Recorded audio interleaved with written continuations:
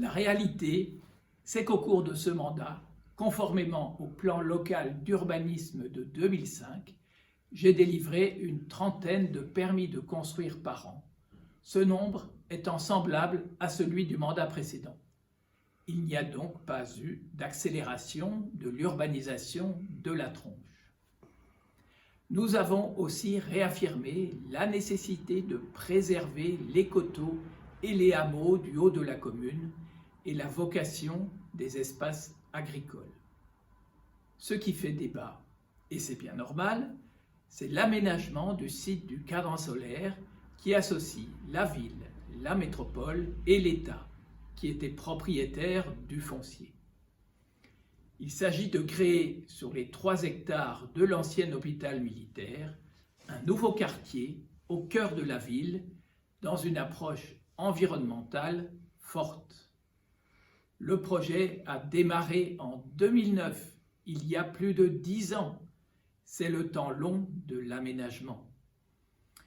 C'est nous qui avons voulu préserver le bâtiment qui porte le cadran solaire, le préserver de la démolition programmée par nos prédécesseurs.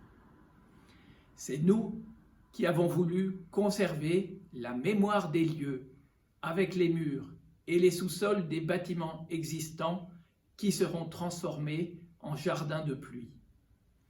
C'est nous qui avons voulu préserver les cèdres et les alignements de tilleuls et de tulipiers.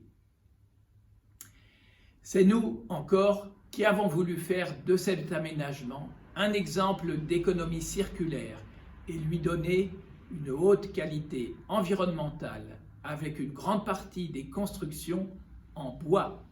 Il y aura dans cet aménagement une mixité des fonctions, 214 logements pour les familles et les personnes âgées, dont 40% de logements sociaux, des logements pour les étudiants, des laboratoires universitaires, et puis aussi des espaces verts, puisque nous avons préféré construire plus haut que construire étalé.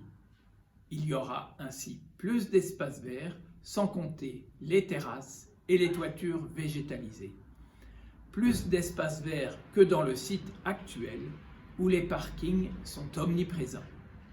Il y aura dans d'autres quartiers des constructions de logements et nous avons chaque fois négocié à la baisse leur nombre avec un effort particulier pour les espaces verts. La transition écologique, ce n'est pas qu'un discours, c'est une vision globale pour une action locale.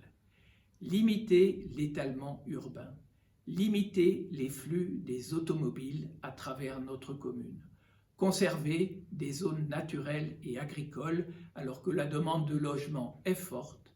Oui, cela veut dire construire des nouveaux logements à proximité des services, à proximité des transports en commun, avec des exigences de grande qualité environnementale.